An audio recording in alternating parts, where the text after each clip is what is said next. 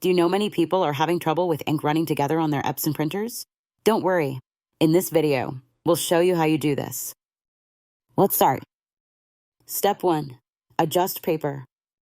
First, load the correct paper type and adjust your print settings accordingly. Ensure the paper is not damp and use high-quality paper for best results. Step 2. Check nozzles. Perform a nozzle check to identify any clogged nozzles. If you notice gaps or missing lines, proceed with cleaning the print head to ensure proper ink flow. Step 3. Align head. Align the print head to maintain straight and even lines, preventing the ink from running together during printing. Step 4. Power clean. Conduct a power cleaning cycle if basic cleaning doesn't resolve the issue. Ensure the ink tanks are at least 1/3 full before performing the cycle. Step 5.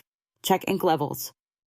Visualize ink levels to confirm they aren't below the minimum level, as low levels might affect print quality and cause ink to run. By following these steps, you should be able to fix the ink running problem on your printer. Still need help?